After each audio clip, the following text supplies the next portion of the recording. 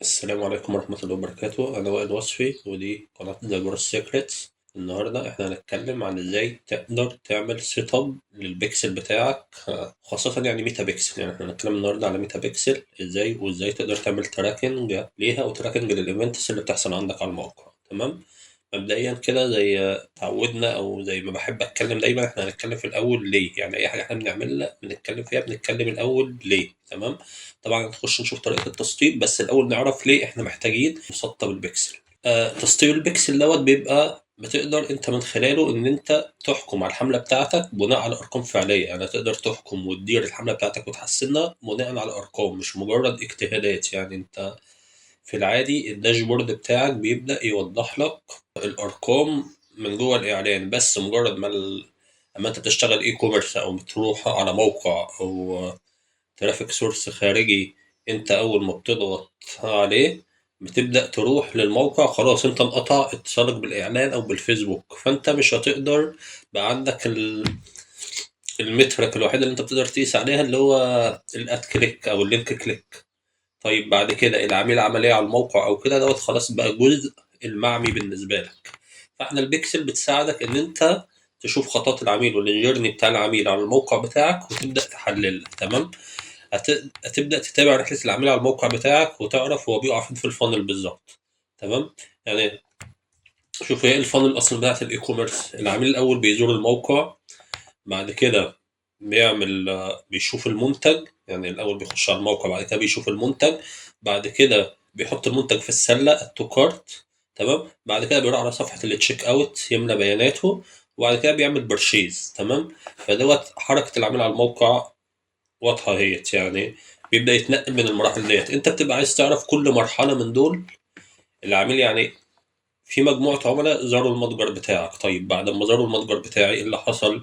في مجموعة كملت ومجموعة راحت شافت المنتج. يعني مجموعة كملت راحت شافت المنتج، ومجموعة تانية خلاص خرجت. طيب بعد كده حصل ايه؟ المجموعة ديت برضو في مجموعة منها كملت وعملت اد تو كارت، ومجموعة تانية طلعت. بعد كده تروح مجموعة كملت للتشيك اوت لحد المجموعة اللي عملت برشيز على الموقع بتاعك. تمام. طيب الرحلة ديت احنا بنقدر نشوف العملاء بتوع مننا فين بالظبط، والنسب بتاعت العملاء، العميل اللي كمل والعميل اللي ما كملش. بنعرف نروح للعميل اللي مثلا اللي عمل برودكت فيو ونعمل له ريتارجت تانية، ونشوف بالاستراتيجي بتاعتنا او بالاعلان اللي احنا عايزين نوصل له بنقدر نعمل اعلان للعملاء لوحدهم اللي عملوا اد تو كارت. نقول له مثلا انت نسيت السله بتاعتك وليك خصم مثلا 10% او كده، او على حسب الاستراتيجي. هي الفكره كلها ان احنا بقينا قادرين نتحكم في المراحل دي كلها ونعرف نعمل ريتارجت لكل عميل على حده. تمام. وبتقدر برضو من كل مرحله دول تعمل لوكا لايك اودينس للعميل. لوكا لايك اودينس ازاي؟ يعني احنا مثلا عند العملاء مثلا اللي عملت برشيز مثلا وسمعت في الايفنت واخد ده واعمل منها واقول له والله بقى هات لي العملاء اللي شبهها. دلوقتي بقى واضح بالنسبة لنا سريعا كده، يعني كلام بسيط وسهل، احنا ليه محتاجين نعمل تراكنج بالبيكسل بتاعنا. تمام. للايفنت اللي موجود على الموقع. طيب احنا دلوقتي خلاص احنا عرفنا بنعمل ليه. طب خلينا نروح نقول طب احنا هنعمل ازاي بقى. يعني احنا قلنا واي اند هاو. اي حاجه احنا بنعملها بنيجي نحللها بنفكر واي احنا بنعمل كده ليه، وهاو طب احنا هنعمل كده ازاي. المهم يكون احنا فاهمين احنا بنعمل كده ليه، وبعد كده نعرف احنا هنعمل كده ازاي. تمام. فاحنا ايه هنربط الميتا بيكسل مع الموقع مباشرة، او هنربطها من خلال جوجل تاج مانجر. تمام. خلينا نبدأ ناخدها طريقة. يعني خلينا مبدئيا كده نتكلم ازاي هنربط الميتا بيكسل مع الموقع مباشرة، وبعد كده الجزء الثاني نشوف ازاي نربطها من خلال جوجل تاج مانجر، وايه هو جوجل تاج مانجر اصلا. تمام. البيكسل احنا هنسطبه ازاي؟ عموما احنا اول حاجه هنعملها احنا هنروح للبيزنس بورتفوليو بتاعنا. تمام. هنلاقي حاجه هنا اسمها داتا سورس. تمام. في الداتا سورس هنلاقي داتا اسيتس. تمام. وهنروح وهنعمل اد، هنقول له والله احنا عايزين نعمل بيكسل جديد. طيب البيكسل الجديد هنسميه ايه مثلا؟ هنسميه والله احنا طبعا هنسميه باسم الموقع او حاجه، بس بما اننا احنا بنجرب فنسميه مثلا نيو بيكسل نيو تيست مثلا. تمام. احنا عملنا احنا شلنا ديت لان ديت جيت هواي بتاعت كونفرجن اي بي اي. تمام. ممكن نبقى نتكلم عليها بعد كده اكتر. تمام. هنعمل كرييت. هو كده انا خلينا نقف عليه. هو كده عمل لنا البيكسل الجديد بتاعنا. تمام. دي البكسل الجديده وده الاي دي بتاع البكسل. تمام. اول حاجه هنعمل لما البكسل هنعمل assign people، مين اللي احنا عايزينه يشتغل على البكسل ديت لازم نفعلها عشان خاطر اللي هيبقى معاه الاكسس ان هو يدير البكسل ديت. تمام. انا اخترت اهوت الاكونت بتاعي. طبعا كل الاكونتات ديت لازم تكون موجوده في البيزنس بورتفوليو، مش هيجيب لك اسامي بره البيزنس بورتفوليو. تمام. يعني طبعا لو الاسامي مش موجوده هنا انت بتضيفه في اليوزرز في البيبول في البيزنس بورتفوليو الاول، وبعد كده بتروح تعمل له اساين للبكسل. تمام. وتعمل اساين. تمام. والحاجه المهمه برضو ان انت بتروح هنا على كونكت اسيتس. تمام. تختارها وتختار الاد اكونت اللي انت تشغل عليه الاعلانات. تمام. لازم هنا تختار الاد اكونت اللي انت هتقدر تشغل عليه الاعلانات. بعد كده خلاص هتبقى انت اخترت الحساب الاعلاني اللي هيستخدم البيكسل والشخص اللي هيستخدم البيكسل. هنبدأ نعمل ايه تاني بقى؟ هنبدأ عايزين نحط البيكسل ديت على الموقع بتاعنا. هنعمل كده ازاي؟ احنا نروح نفتحها في الايفنت مانجر. احنا لما نيجي نعمل سيت اب للميتا بيكسل هنقول له في العادي انت عندك كذا طريقه. يعني انت دلوقتي انت لو هتدي الكود لديفلوبر او كده يشتغل عليه، انت بتعمل انستول كود مانولي. ده الكود بتاع البيكسل. الكود دوت بيبقى عباره عن الكود دوت انت بتاخده وتحطه في الهيدر عندك في الموقع. تعمل كوبي للكود وتروح تحطه عندك في الموقع. طب احنا هناخد كوبي ونروح نحطه عندنا في الموقع والكلام ده؟ انا هقول لك لا، انا هرجع باك على الموقع بتاعي وورد بريس. فاحنا هنعمل هنا ايه؟ موقع دوت موقع انا بجرب عليه بس. فالموقع دوت احنا هنعمل ايه؟ هنروح ننزل بلوجن ونحط فيها الكود بتاعنا. طيب نروح على البلوجن. تمام. ادد نيو. دي احسن بلوجن انت ممكن تشتغل بيها اللي هي بيكسل فور سايتس. تمام. اهي هي ديت بيكسل يور سايت. السايت هي سايت وهناخد بيكسل يور سايت هنبدأ نعمل لها انستول ناو. تمام. بعد كده هنخش عليها. هي بتقول لك فيلد بس هي كده اتسطبت. من ضمن اكتب ديت يبقى كده اتسطبت. تمام. هنا بقى البلوج اللي احنا نزلناه هنا اللي هي بيكسل يور سايت. تمام. احنا نخش عليها. تمام. وهنيجي هيقول لنا ميت، هنقول له كليك فور سيتنج. تمام. وهيقول لنا هات لي الاي دي بس، يعني احنا مش عايزين الكود خالص غير الاي دي ده. تمام. اللي هي نيو تيست اللي احنا عاملينها. ناخد الاي دي ونحطه. تمام. ونعمل سيف سيتنج. تمام. كده احنا سطبنا بيكسل او حطينا الاي دي بتاع البيكسل. طيب خلينا نروح للسيتنج بتاعت البيكسل. تمام. هنا كان في كونفرجن اي بي اي.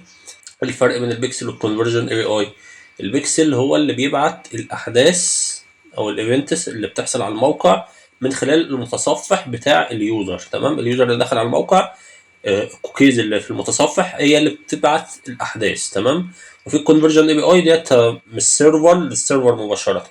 الكونفرجن اي بي اي بتبقى ادق طبعا، لكن البيكسل لو حجم مبيعاتك معقوله مش كبيره جدا او مش ضخمه فانت البيكسل هيكون كويس معاك. الكونفرجن اي بي اي انت كده كده بتسطبها برضه هنسطبها برضه، بس هي دلوقتي الريكومندد بتاعتها كلها عباره عن جيت واي مدفوعه. تمام. فاحنا ممكن احنا نروح كونكت داتا والويب. تمام. وهنختار نيو تيست. احنا هنجرب نسطب برضه الكونفرجن اي بي اي مانوال مع البيكسل. طب احنا البيكسل كده كده اوريدي بتتسطب. احنا دلوقتي بنسطب الكونفرجن اي بي اي. تمام.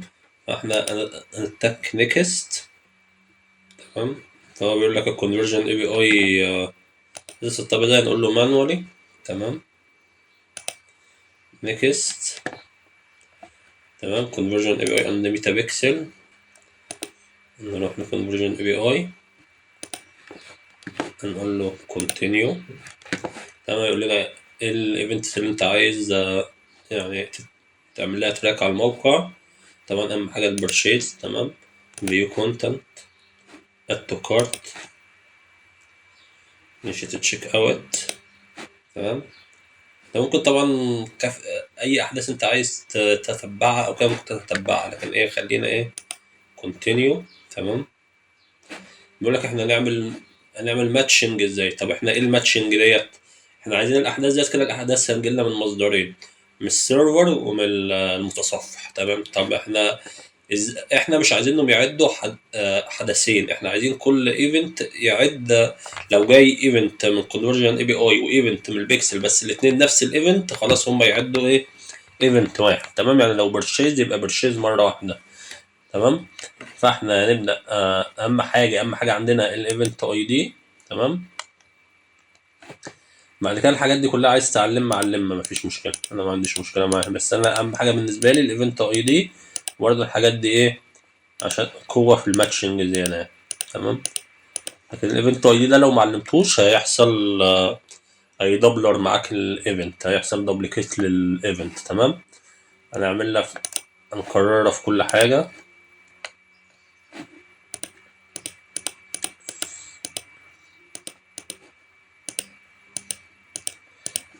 هنعملها في كل ايفنت يعني كده، اللي هو ايه اللي هو بيطبق كل البيانات اللي انت بتعملها ديت، هو بيطبقها ما بين الحدثين. تمام. سوري انا ننزل على البرشيز. تمام. برضه ايفنت اي دي هنطبقها. عموما يعني انت تتعلم على كل دوت يعني. تمام. او انت الحاجات اللي انت عايزها بقى الكانتري، الايميل، السيتي، الحاجات دي كلها. تمام. اهم حاجه ما تنساش الايفنت اي دي.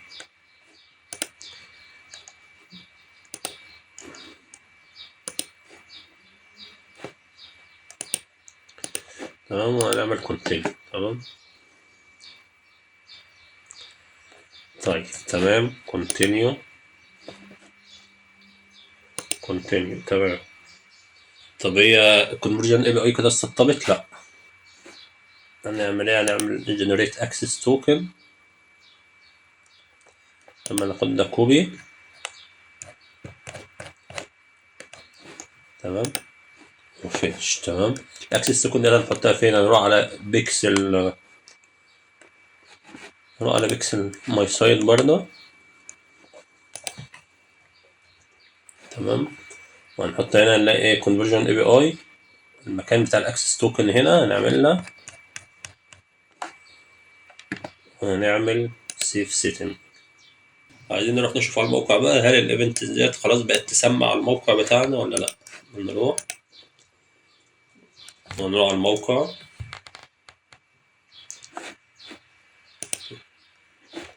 اهوت بيج فيو. تمام. طب احنا ايه دي الاول؟ بص انت عشان تعرف الاحداث اتعملت على الموقع ولا لا، عشان ما نطش خطوات، ممكن يكون حد لسه اول مره ما سطبش بيكسل قبل كده. نروح على ميتا بيكسل هيلبر اكستنشن. تمام. لا نخشه من هنا. تمام. ونعمل هنحطه انا، هو منه محطوط عندي فمعمول لي ان هو موجود في الكروم لو انت عايز تشيله، انما هنا هتلاقي موجود لك اد تو كروم. تمام. فانت تعمل له اد فينزل لك، هيبدا ينزل لك هنا الميتا بيكسل هيلبر دوت اللي هو بيوريك الاحداث اللي بتتعمل على الموقع بتاعك او على الموقع عموما اللي انت موجود فيه. لو انت اي موقع عايز تعرف فيه بيكسل متسطب ولا لا، تستخدم الاكستنشن ده. خلاص خلينا نعمل ريفرش. تمام. هتبص هتلاقي هنا اهو ارى اول حاجه انت في الصفحه ارى بيج فيو، انت شفت الصفحه. تمام. خلينا مثلا نخش على اي منتج. تمام. دلوقتي اهو بيقول لك والله انت كمان فيو كونتنت. تمام. انت شفت فيو كونتنت وبيانات كل المنتج اللي انت مش بتشوفها البيكسل اهوت قاريها. تمام. بعد كده هنعمل اد تو كارت. تمام. تعالى نبص على البيكسل هتلاقي البيكسل عمل لك اد تو كارت. تمام. زي الفل. تمام. هنروح نعمل الدفع، ندخل كل حاجة هنا احنا محتاجينها، البيانات وكل حاجة، ونقول له بليست اوردر. هيقول لي والله اهوت في بيرشيز حصل على الموقع. تمام، يعني احنا كده كل خطوة العميل بيتحرك فيها على الموقع البيكسل بيعدها. تمام، بتقدر انت العملاء تقسمها شرايح بقى، كل شريحة على حسب الايفنت اللي اخدته على الموقع، وتقدر تروح لها بالرسالة المخصصة ليها. كده احنا تمام، البيكسل اتسطبت بكل سهولة بدون اي تعقيدات اطلاقا. تمام، كده نشوف هي بدأت تسمع الموقع ولا لأ. خلينا نعمل ريفرش. لسه هنا الاكتيفيتي ما وصلتش، اللي هي حصلت البيكسل، فهو بيقول لك الايفنت ممكن توصل في خلال 30 دقيقة. تمام، انت ما تستعجلش، لو لسه الايفنت اللي انت عملتها ما ظهرتش، هي انت سيب 10 دقايق كده ولا حاجة وهتلاقيها وصلت على الموقع. تمام، طيب انا دلوقتي رجعت اشوف الايفنتس اللي انا كنت عملتها سمعت ولا ايه. هو كان بيقول لي استنى 30 دقيقة على ما بتبدأ تظهر. طيب تمام، انا كده كده قعدت اكتر من 30 دقيقة. هي في العموم ما بتقعدش 30 دقيقة، هي 10 دقايق وبتلاقيها سمعت. وعلى العموم انا كده كده قعدت اكتر من 30 دقيقة. خلينا نشوف دلوقتي. تمام، هو بيقول لك مانج انتجريشنز، تمام، كونفرجن اي بي اي، تمام، والميتا بيكسل تمام. طيب الاثنين كده اكتف، طيب زي الفل. نيجي نشوف الايفنتس معانا، هنلاقي البيج فيو والاد تو كارت والبرشيز والفيو كونتنت والانشيتد تشيك اوت كلهم اكتف وكلهم مالتيبل، اللي هو مالتيبل اللي هو البيكسل والكونفرجن اي بي اي. يعني هو هنا لو الانتجريشن ويب بس يبقى كده الكونفرجن اي بي اي ما اتسطبتش، انما مالتيبل يبقى كده الاثنين الميتا بيكسل والكونفرجن اي بي اي الاثنين اتسطبوا كده. تمام، طيب في حاجه نقدر نعملها تاني؟ في حاجه نقدر نعملها تاني، اللي هو عشان نتاكد انه ما يحصلش دوبليكيت للايفنت، لان الايفنت دلوقتي بيجي لنا من مصدرين. انت دلوقتي لما تروح تعمل اي ايفنت على الموقع بيجي لك من البيكسل ايفنت ومن السيرفر اللي هو كونفرجن اي بي اي ايفنت. طيب تمام، الايفنت اللي بيجي هل بيتحسبوا اتنين ولا واحد؟ خلينا نجرب نعمل. احنا دلوقتي هنروح من التست ايفنتس، تمام، هنروح للكونفيرم يور سيرفرز ايفنتس. تمام، احنا عايزين نعمل كونفيرم للايفنتس بتاعتنا نشوفها بتوصل صح ولا لا. تمام، من هنا هناخد التست، هناخد الكود دوت كوبي. تمام، وهنروح لبرضه للبيكسل وور سايت لنفس البلوجن اللي معانا اللي احنا شغالين عليها، وهنروح في التست هنلاقي هنا تيست ايفنت. تمام، وهنحط الكود. تمام، وهنعمل كود التست يعني، وهنعمل سيف. تمام، طيب هنرجع للموقع. تمام، وهنبدأ نقوم عاملين مثلا اي ايفنت على الموقع. دلوقتي احنا ما نخش هنا هنلاقي احنا كده عملنا ايه، بيج فيو وفيو كونتنت. تمام، تعال لما نشوف كده، اشوف فيو كونتنت هتلاقي مثلا حاطط لك الاسم وكل حاجة، وحاطط لك بيانات البيكسل، وحاطط لك اهوت الايفنت اي دي اللي هو الكونفرجن اي بي اي. تمام، هو كده مسمع ايفنت يعني من المصدرين. طيب نعمل اد تو كارت. تمام، ادي اد تو كارت. تمام، ادي اهوت الحدث برضه موجود. طيب خلينا بقى نروح هنا هنلاقي اهوت الحاجة هي مثلا بيج فيو الايفنت جاي اهوت، الايفنت جاي من المصدرين، كل اهو الفيو كونتنت جاي من البراوزر والسيرفر، فهو عمل دوبليكيت واحد، ويعني عمل ما بينهم ماتش واعتمد فيهم واحد. تمام، الاد تو كارت. تمام، اهو جه اكتر من ايفنت، يعني حتى حصل دوبليكيت للاد تو كارت حتى على السيرفر، بس هو خلاص عمل طبيعهم، عمل الماتش ما بينهم واعتمد واحد. تمام، البيج فيو كده كده انت ضمنت ان الايفنتس بتاعتك مش بتتكرر. يعني هنا انت عملت اد تو كارت. تمام، هي جات لك واحده بس، هو الايفنت جالك واحد بس، مع انه جالك اكتر من مره، بس هو الاكتر من مره اللي عمل لهم دول عمل ماتشنج ما بينهم، وبعد كده هو قال لك ده ايفنت واحد، ده شخص واحد هو اللي عمل اد تو كارت. لو انت الدنيا مش متظبطه عندك في الماتشنج ديت كنت هتلاقي ده كله مسمع، يعني الفيو كونتنت مسمع مرتين، الاد تو كارت مسمع ثلاثه، البيج فيو مسمع اثنين. ده لو الدنيا مش مظبوطه كان هيسمع على انهم شخصين مختلفين. انما ما دام في ماتشنج ما بينهم ناجح، فكده هو قدروا يتعرفوا ان هو الشخص اللي جاي من السيرفر هو نفسه الشخص اللي جاي من البراوزر. تمام. فعمل ماتشنج ما بين الاثنين ايفنت، وطلع لك منهم ايفنت واحد. فكده تمام زي الفل كده.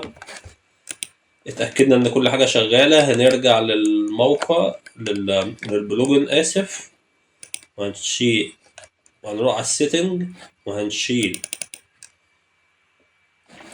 تيست ايفنت. تمام. ونتك سيم.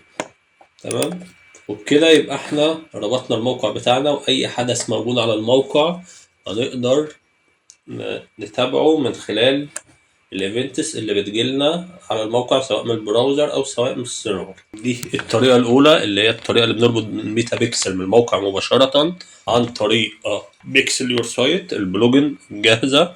وبكده دي الطريقه السهله، الطريقه اللي انت هتتبعها لو الحاله بتاعتك ان انت عندك موقع وورد بريس او موقع شوبيفاي. شوبيفاي برضو بتحط الاي دي، هو اللي بيعمل لك الايفنتس وبيعمل لك كل حاجه، وتحط الكونفرجن اي بي اي وبيعمل لك الماتشنج وبيعمل لك كل حاجه. واي سي ام اس بيسمح لك ان انت تعمل الموضوع ده بسهوله.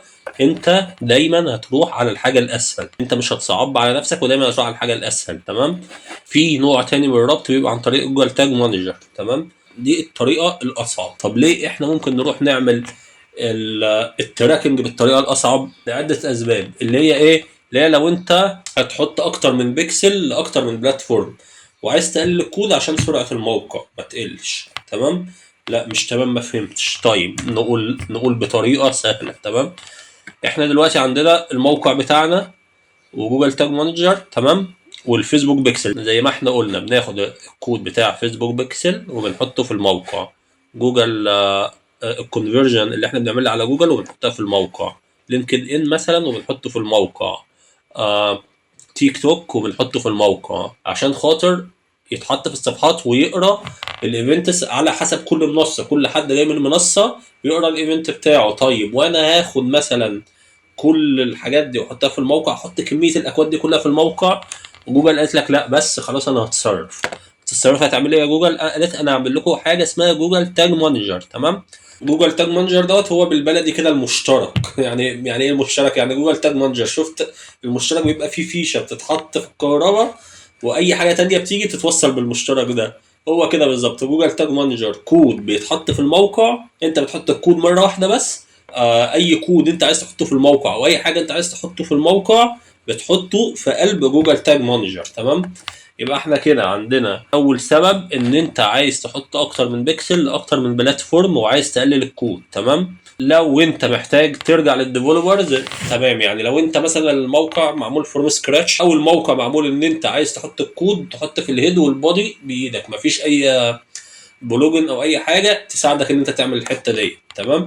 وانت مش عايز تلعب في الكود بتاع الموقع، او مالكش اكسس على الموقع، فانت مش كل شويه مش كل ما يطق في دماغك كونفرجن معين او بلاتفورم عايز تشتغل عليه او عايز تتست اي حاجه، هتتصل بالديفلوبر تقول له والله حط لي الكود دوت. تمام. وفي بعض الايفنتس المتقدمه اللي انت ممكن تعملها من خلال جوجل تاج مانجر. تمام. وبرده لو انت عايز تربط بطريقه كويسه بجوجل اناليتكس، جوجل اناليتكس دوت اللي انت بتتابع منه كل بيانات الموقع. تمام. فدي اسباب كتير بتخليك برضو او بتخلينا عموما محتاجين ان احنا نروح لجوجل تاج مانجر. طيب كده الكونسيبت بتاع جوجل تاج مانجر اتفهم. طب تيجي نروح نجرب نعمل تراكنج على جوجل تاج مانجر. اول حاجه هنروح نسيرش عادي على جوجل تاج مانجر. جوجل تاج مانجر مقسوم كالاتي. تمام. انت هتعمل اكونت، وكل اكونت بيبقى تحته حاجه اسمها كونتينر. تمام. الاكونت دوت هيبقى اسم الشركه او الاسم اللي انت عايز تسجله، اسم الشركه، وممكن يبقى اسم الشركه وتحته عده مواقع. تمام. فانت مثلا نسميه نيو تيست. تمام، وهنروح نقول ايجيبت. تمام، كونتينر نيم مثلا، اسم الموقع مثلا اللي هو ايه، توتال. تمام، وهنقول ايه، هنقول له انت بيقول لك انت هتستقبل، عايز تعمل تراك على ايه بالظبط، على ويب ولا على ابلكيشن موبايل اي او اس او اندرويد او سيرفر، او انت تعمل تراكنج عليه بالظبط. هنقول له لا والله احنا هنعمل تراكنج على ويب. تمام، وهنعمل كرييت. تمام، هيقول لك الموافق، نقول له موافقين. تمام، هنا الجوجل جوجل تاج مانجر بيقول لك ايه، بيقول لك جايب لك اهوت الهيد والبودي. تمام، دوت اللي انت هتروح تحطهم في الموقع بتاعك. تمام، بتحط الكود ده في الهيد والكود ده في البودي. تمام، او بتروح هنا لو انت شغال وورد بريس. تمام، هنروح على حاجه، نروح على البلوجنز. تمام، واد نيو بلوجن. تمام، انا مش فاكر انا مسطب ولا لا، خلينا نشوفها. دبليو بي كود. تمام، هي متسطبه واكتف. تمام، لو انت مش مسطبها هتلاقيها هنا، هتتك عليها انستول ناو زي اي حاجه جنبها هنا، وبعد انستول ناو هتتك عليها اكتف. انا مسطبها. تمام، احنا هنشوفها فين اهيت، هي هتنزل لك هنا اهو. تمام، وهتعمل هيدر اند فوتر. تمام، هناخد ايه، قال لك بيقول لك ايه دلوقتي، بيقول لك انت هتروح تحط الكود دوت في الهيد. يقول لك هنا اهوت، هيقول لك انت هتحط الكود دوت في الهيد. تمام، والكود دوت في البودي. تمام،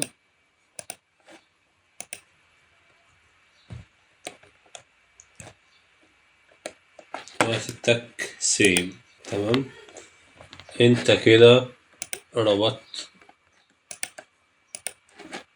جوجل تاج مانجر بالموقع بتاعك. تمام، طيب اول حاجه هنعملها، احنا عايزين نجيب البيكسل نحطها في قلب جوجل تاج مانجر. تمام، هنجيب البيكسل هنعملها ازاي؟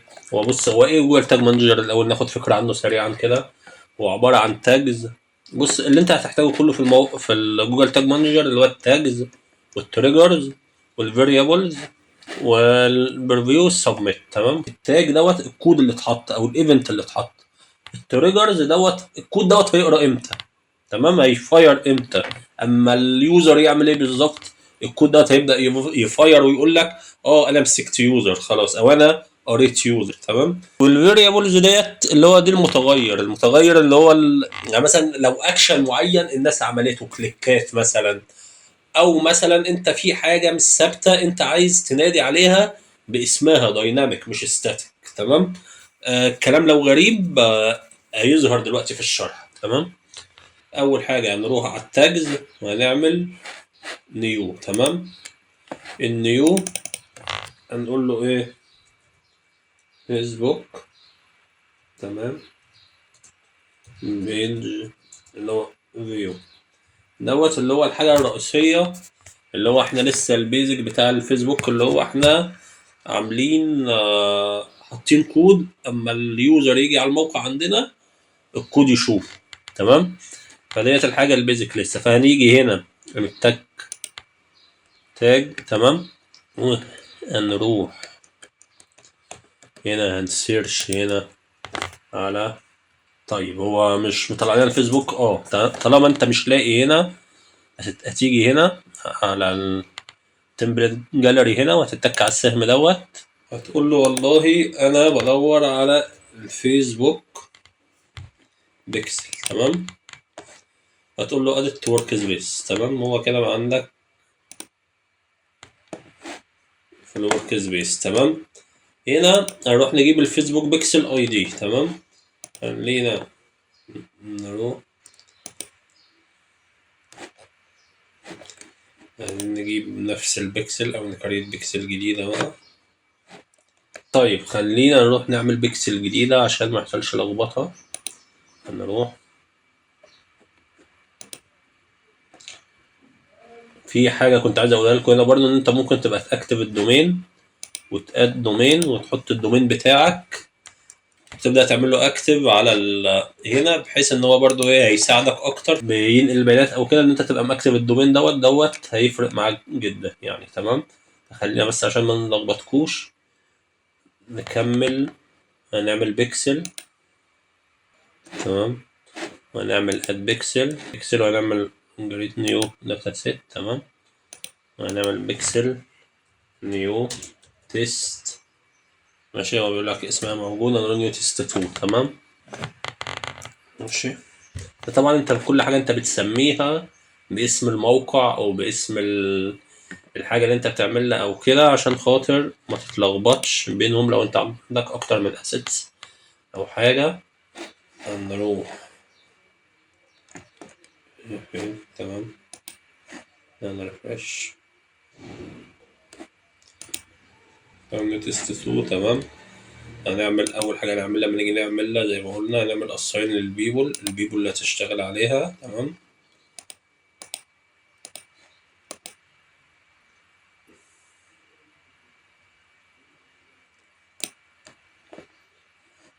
وهنعمل كونكت اسيتس. تمام، هنعمل ايه؟ الحساب الاعلاني اللي احنا هنعمل عليه الاعلانات. تمام، هنختار الحساب الاعلاني اللي احنا نعمل عليه اعلانات باستخدام البيكسل ديت. تمام، وخلاص. تمام، وبعد كده هنروح هنفتح برضو في الايفنت مانجر. تمام، دلوقتي هي نيو تيست 2. تمام، لسه ما فيش اي ايفنت ولا اي حاجه. تمام، هناخد الاي دي بتاعها وهنروح نربط فين؟ جوجل تاج مانجر. تمام، وبيدج فيو. تمام، هنقول له ايه الحدث اللي انت عايز تعمله هنا. نقول له والله احنا عايزين نعمل حدث اسمه بيدج فيو. تمام، وبعدين التريجر هيبقى امتى، او التريجر او احنا ما ايه اللي يشوفه بالظبط هيعمل لنا البيدج فيو دوت. هنقول له all pages. تمام، وهنقول له سيف. تمام، دلوقتي هنعمل سيف. هي هتشتغل بكل حاجه لان ايه؟ لان الاي دي اهوت. بس انا في حاجه برضو عايز افهمها لكم بقى في الفاريبلز. تمام، ان انا مش عايز الاي دي يكون ستاتيك. تمام، يعني ايه؟ انا احط الفيسبوك هنا اي دي، بس كل ما اجي اعمل ايفنت تاج للفيسبوك احط الفيسبوك بيكسل اي دي هنا. طيب ايه المشكله في كده؟ مفيش مشكله، هتشتغل وكل حاجه. المشكله هتواجهك امتى؟ لو انت لاي سبب ما جيت حبيت تغير البيكسل اي دي. تمام، فانت هتعدي على كل ايفنت انت عامله بتقراه وتبدل البيكسل اي دي، وده ممكن يعمل معاك لخبطه. فانا هقول لك على طريقه افضل. هي الطريقه دي صح، وهتلاقي كله بيشرح الطريقه ديت ان انت بتحط البيكسل هنا. لكن انا اقول لك حاجه انا بشوفها اسهل واحسن. تمام،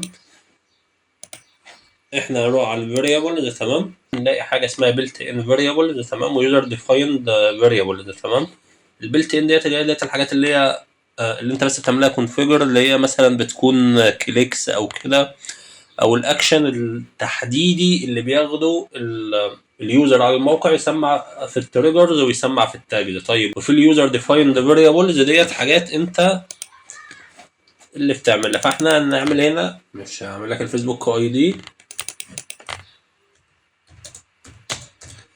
على انه variable. مش عايز اعمله variable متغير. مش عايز اعمله انا ان انا اخليه ثابت. تمام، فاحنا هنختار هنا constant. تمام، وهنحط كود هنا. تمام، وهنعمل سيف. انا حطينا الاي دي هنا. تمام، وهنعمل سيف. فهنروح للتاجز. تمام، وهنعمل للتاجز تاني نيو. تمام، وهنعمل الحدث تاني اللي احنا كنا نعمله بيج فيو. تمام، وهنروح نقول له هات لنا الفيسبوك. تمام، وهنيجي هنا بقى بدل ما نحط الكود كده زي ما احنا حاطينه، هنقول له لا والله انت هتنادلنا على الفيسبوك اي دي. تمام، من هنا اما تنادلنا على الفيسبوك اي دي ايا كان هو. فبالنسبه لنا دلوقتي لو عملنا 100 ايفنت بنتبعه على الموقع، لو حبينا نغير الفيسبوك اي دي بنروح نغيره بس في الفاريبل في مكان واحد. وهنا احنا بنقول له نادلنا على الفيسبوك اي دي ايا كان هو ايه. تمام، فالموضوع بقى دايناميك مش ستاتيك. تمام، بعد كده بيج فيو. تمام، هيقول لك ايه؟ هنقول له لما يشوف الموقع بتاعنا. تمام، وهنتك سيم. تمام كده واضح.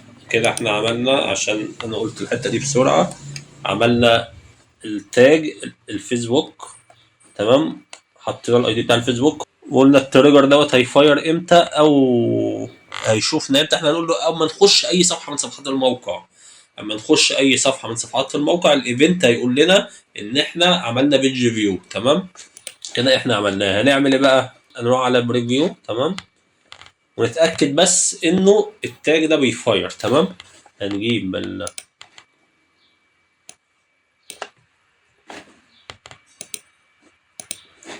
هنا، هنعمل كونكت، تمام، وهنخليه يروح على الموقع.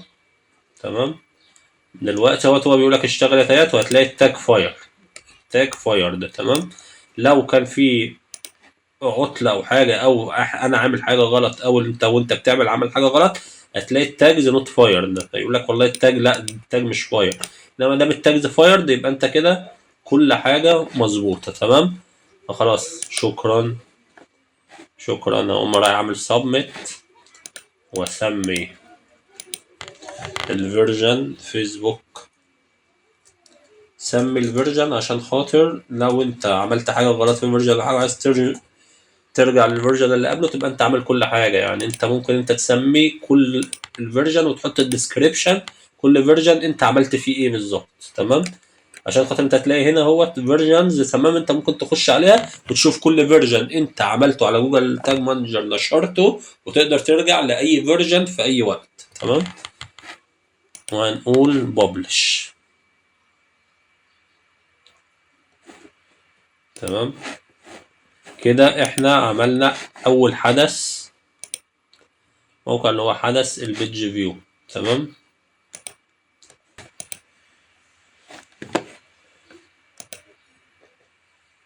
دلوقتي احنا عايزين نعمل تاج تاني بايفنت تاني. الايفنت التاني اللي احنا هنعمله هنعمل ايه؟ هنعمل مثلا ايفنت برودكت فيو. تمام، او مثلا او فيو كونتنت. تمام، نختار من هنا فيسبوك. تمام، خلينا نعمله فيو كونتنت. تمام، دوت اللي هو اللي شاف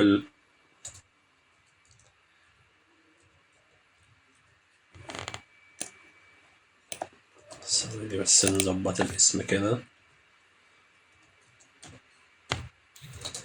فيسبوك فيو كونتنت. طب ليه انا بسمي فيسبوك؟ لان احنا هنعمل من هنا كل حاجه، هنعمل من هنا التيك توك، هنعمل من هنا كل حاجه. تمام، هنعمل من هنا سناب شات، هنعمل من هنا جوجل اد، هنعمل من هنا كل حاجه هنقدر نعملها من نفس المكان. تمام، فاحنا هنعمل فيو كونتنت. تمام، طيب فيو كونتنت امتى نروح التريجر؟ طب دلوقتي احنا هنروح التريجر امتى؟ دلوقتي اما يروح على اي حاجه في الصفحه هنقول له لا ثواني، هنقول له مثلا انت عشان خاطر اما تخش على اي هتشوف حاجه في اللينك مشتركه ما بين كل المنتجات. انت اما تخش على اي منتج هتلاقي كلمه برودكت، فانت تاخد كلمه برودكت بس كده وتعمل لك كوبي. تمام، وهتروح لجوجل تاج مانجر. تمام، هو هيقول لك والله الكود دوت هيفاير امتى؟ هتقول له هيفاير اما انا دلوقتي انا خلاص عملت كود الفيسبوك وكل حاجه. تمام، اهو الفيسبوك بيكسل اي دي ايه اهو، كنت هنسى احطها هتقول له انت هتنادل اللي هو فيسبوك اي دي. تمام، زي ما قلت هنادلها نخليها دايناميك مش ستاتيك. تمام، وهنيجي وهنروح على التريجر. هيقول لك طيب انا خلاص عرفت ان انا الفيسبوك اي دي خلاص هيقرا حدث اسمه فيو كونتنت، بس هيقراه امتى بقى؟ اقول له والله هيقراه لما لو شاف اول بيج. هقول له لا استنى انا هعمل تريجر جديد من هنا زائد واسميه عموما فيو كونتنت. تمام، واقول له هو والله هيعمل اما بيج فيو. طب بيج فيو اما يشوف كل بيج فيو، اقول له لا ثواني، قول بيج فيو ايه؟ سم بيج فيو. هنقول له هو اما يبقى اليو ار ال، تمام، البيج يو ار ال، احنا خدنا كلمه برودكت من البيج يو ار ال، فاحنا هنقول له البيج يو ار ال، تمام، هيكونتين كلمه برودكت، تمام. فانت اما تخش على اي لينك البيج يو ار ال بتاعه بيحتوي على كلمه برودكت، كده خلاص انت عامل لي الايفنت بتاع الفيو كونتنت. احنا هنا بنقول له انت هتعمل فيو كونتنت او كونتنت فيو اول ما البيج بتاع اليو ار ال انت تلمح فيها كلمه برودكت، تمام، وهنقول له سيف، تمام. فانت كده هو كده عملت التاج والتريجر بتاعك وهتتك سيم. فاحنا كده الاول هنروح على البريفيو نتاكد ان هو بيقرا صح. فاحنا هنروح على الموقع،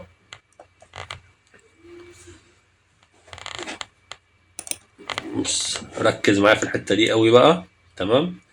اهوت ايه التاج الفاير بيج فيو، وايه التاج اللي نوت فاير الكونتنت فيو او الفيو كونتنت، تمام. مش فاير، طب ليه مش فاير؟ هو كده مش شغال. اقول لك لا استنى واحده واحده عليا، بس هو شاف في اللينك حاجه اسمها برودكت؟ لا. طب ما هو انت قايل له ما تعملش فاير لما تشوف كلمه برودكت في اليو ار ال، فهو كده تمام، هو كده الطبيعي انه ما يبقاش فاير، تمام. خلينا نخش على منتج ونشوف ايه اللي هيحصل. ركز معايا كده اهوت، اول ما نتك على المنتج يروح بيج فيو برودكت، بس اتنقل من نوت فاير لفاير ده، فبقى الفيو كونتنت خلاص بقى فاير ده، تمام. فخلاص تمام، احنا كده زي الفل كده، احنا عملنا البريفيو بتاعنا وتأكدنا. هنعمل سبميت وببلش وبتسمي الفيرجن وكل حاجه. انت لما تبقى شغال اكونت تيست وتبقى شغال لازم تسمي كل حاجه عشان تقدر ترجع للي انت عاوزه. طيب تمام. بالنسبه للاد تو كارت، الاد تو كارت، طب احنا عايزين حاجه مشتركه للاد تو كارت. الاد تو كارت دلوقتي هي اي حاجه بيعملها بيبقى لما بيتك على اي زرار عليه كلمه اد تو كارت احنا عايزينه يسمع الايفنت بتاعنا. طيب احنا هنعمل الاد تو كارت ازاي؟ مش هنروح على جوجل تاج مانجر، تمام، وهنروح على الفاريبلز، تمام، وهنيجي هنا على البيلت ان فاريبلز، تمام، وهنعمل كونفيجر، تمام، وهنيجي على الكليكس وهنعمل كليك كليك تكست، تمام.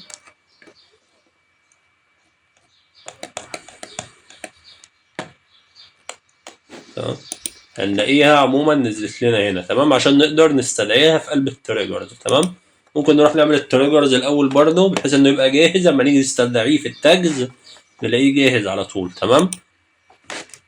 هنعمل نيو، تمام، وهنعمل add to cart، تمام، وهنعمل الكليك all elements، تمام، وهنقول some clicks هنقول له الكليك تكست بتاعنا يكون فيه كلمة، وناخد الكلمة زي ما هي من هنا add to cart، تمام، add to cart، تمام. يبقى كده هنقول له الكليك تكست contain add to cart، تمام، وهنعمل save. لسه هو بيقول لك هو لسه مش مربوط بتاج، تمام. فهنروح على التاجز بتاعتنا وهنعمل نيو تاج، تمام، وهنعمل فيسبوك، تمام، add to cart، تمام، وهنروح نختار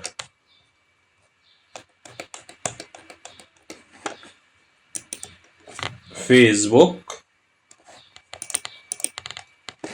تمام، وهنروح نختار الفيسبوك اي دي وهنقول له احنا والله احنا الحدث هنا عايزينه add to cart، تمام، والتريجر احنا مجهزينه اما اي حد يتك على كليك add to cart، تمام، ونتك سيف، تمام. فخلينا نعمل بريفيو كده، تمام، اهوت، وهنعمل كونكت على الموقع، تمام، كده التاجز اللي معانا، التاج اللي معانا فاير ده الفيسبوك البيج فيو، تمام، لان انا لحد دلوقتي ما عملتش اي حاجه غير ان انا شفت البيج، تمام. بعد كده هنتك اد تو كارت، تمام.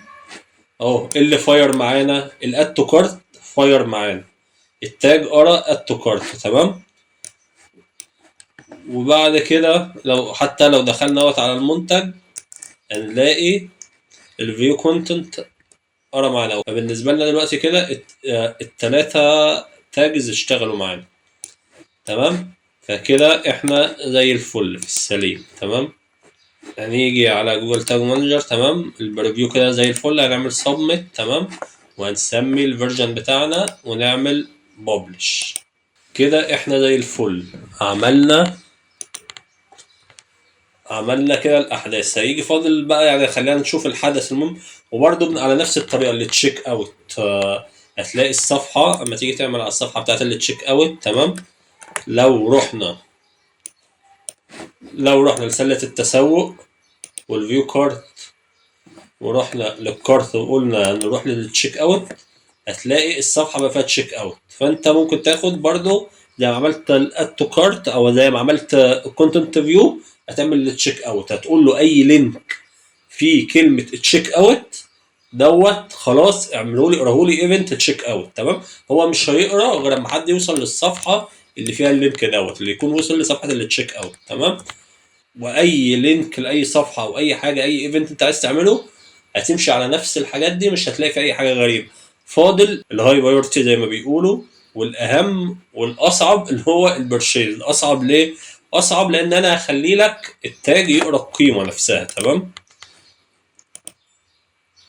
انت هتبص هنا، لو بصينا حتى في الميتا هيلبر هنا هنلاقي عندنا اتنين بيقروا اهو، تمام. عندنا اللي احنا عاملينه جديد اري بيج فيو اهوت، اللي احنا عاملينه من التاني البكسل التاني اري انشيت تشيك اوت، لان احنا هنا على جوجل تاج مانجر احنا لسه ما سطبناش التشيك اوت. طب تعالى نختبر كده على جوجل تاج مانجر اللي احنا عاملينه، تمام.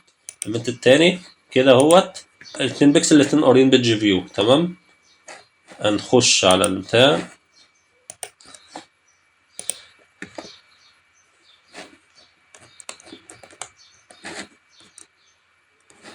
اهوت كده الاتنين قارين فيو كونتنت، تمام. فاحنا كده الاتنين قاريين معانا. فاضل البرشيز هنعمله ازاي على جوجل تاج مانجر، تمام. هنروح احنا خرجنا كده بره خالص، خلينا نخش للنيو تيست، تمام، توتال، وعايزين نعمل البرشيز. هنعمل البرشيز ازاي؟ هنعمل البرشيز عن طريق ان احنا الاول في الفاريبلز احنا عايزين نقرا في البرشيز اللي هيبقى مختلف في البرشيز ان احنا عايزين نقرا السعر، تمام.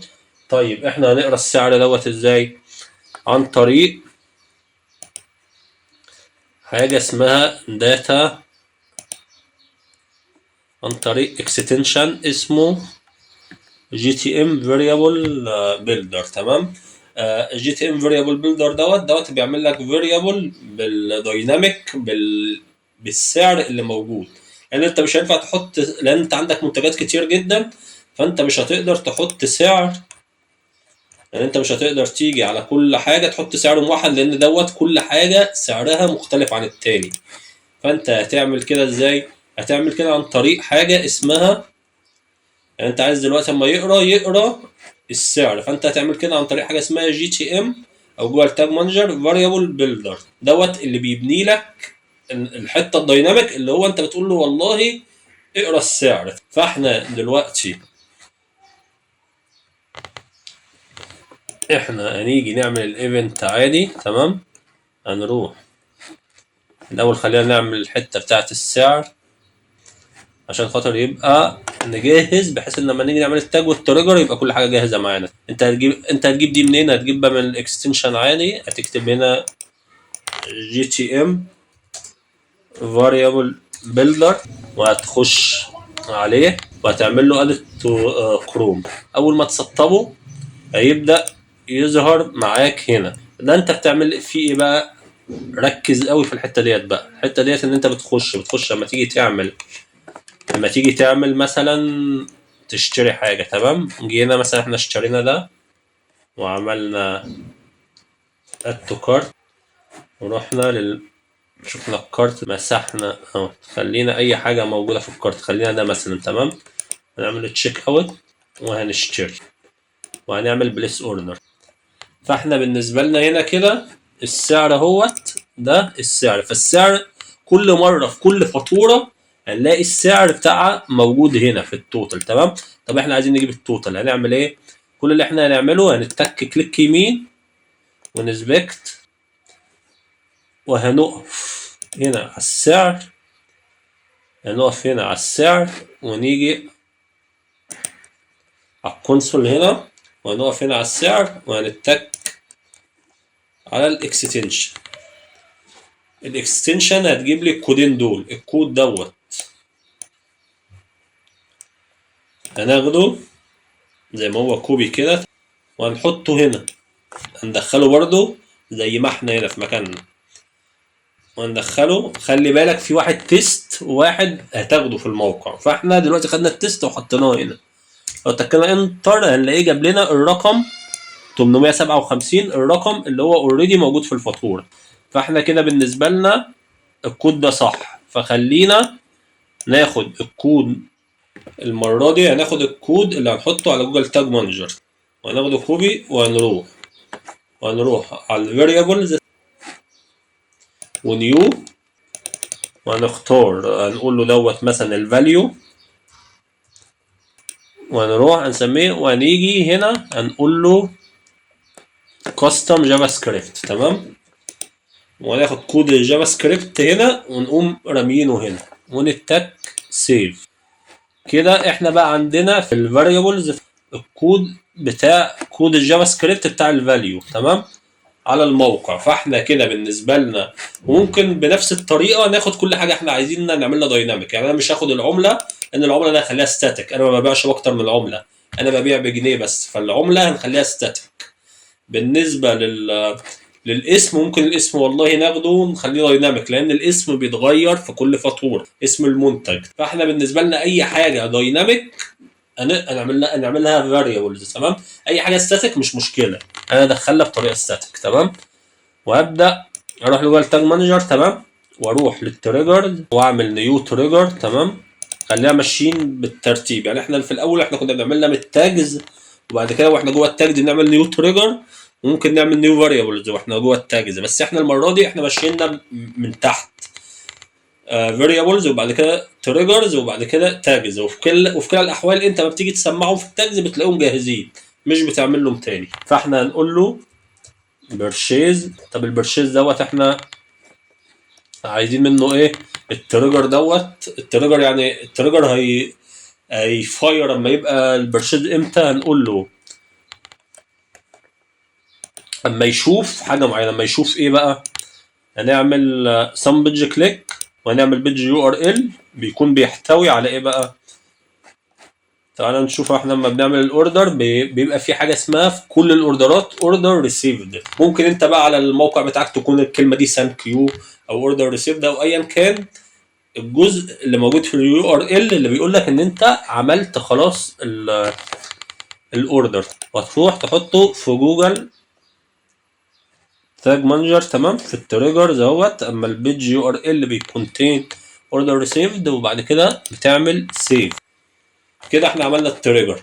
هنخش على التاجز. التاجز بقى احنا عايزين ايه؟ التاجز الكود بقى اللي احنا عايزين نربط بالفيسبوك ان احنا البرشيز. فاحنا هنقول البرشيز، هنحط اف بي برشيز، وبعد كده هنقول له الفيسبوك. ركز هنا بقى، نحط الاي دي هنخليه يقرا القيمه ازاي، وهنخلي الايفنت برشيز هنخليه يقرا القيمه ازاي؟ هنخليه يقرا القيمه من الاد بروبرتي.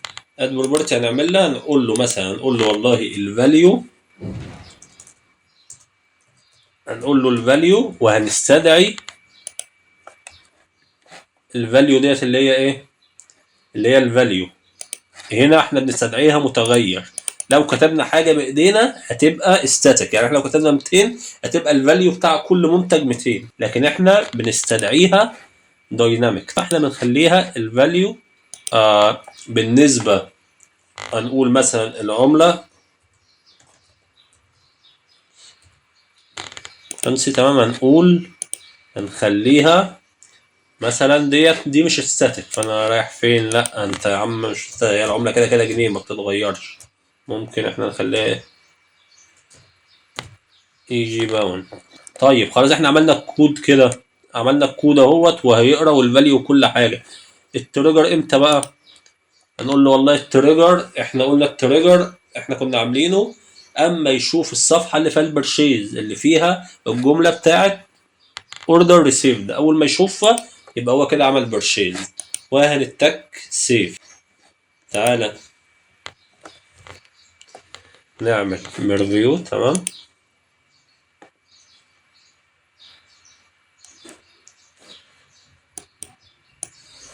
اول ما عملنا ريفيو كده بيج فيو، هو شاف البيج فيو. تعالى يلا ماشي، هنعمل اد تو كارت كمان، هو شاف الاد تو كارت، اي الاد تو كارت طلعت فوق، ما كانتش فايرد طلعت فايرد. تمام، خلينا نخش. تمام، هنروح شفنا المنتج فالكونتنت فيو هي بقت فاير، البرشيز اللي مش فاير ان احنا لسه ما عملناش برشيز. تمام، طيب يا عم يلا وديني اعمل برشيز يا عم، كمل الدفع. تمام، اروح واعمل اوردر والبرشيز فاير، يبقى احنا كده كل الايفنتس اللي احنا عايزينها على الموقع تقريبا كده شغال. هنروح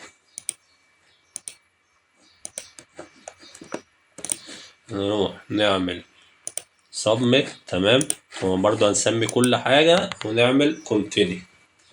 كده بالنسبة لنا كل الايفنتس اللي احنا عملناها بكام خطوة بسيطة على بيكسل ويب سايت احنا عملناها على جوجل تاج مانجر. تمام، فاحنا كده دول الطريقتين اللي احنا ممكن نعمل تراكنج بيهم. خلينا نروح على الموقع نشوف سمعت ولا لا، هي برضه بتاخد وقتها عشان تسمع.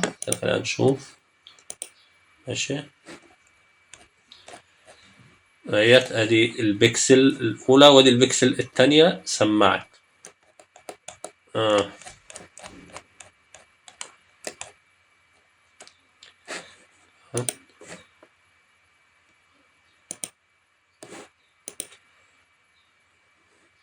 ادي البكسل اتو كارت، دي البكسل التانية سمعت، البكسل الأولى لسه ما سمعتش الاتو كارت. خلينا بس نكمل. تمام، وبليس اوردر كده الاوردر.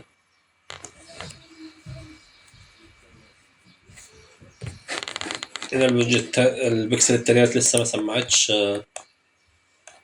الاوردر، فخلينا انت مثلا 5 دقايق كده او حاجة وهترجع لها هتلاقيها سمعت، لان احنا عملنا تيست عليها هي سمعت. احنا عايزين بس اوريكم ان هي بتسمع الفاليو. ونشوف برضو وصلت للفيسبوك ولا لا.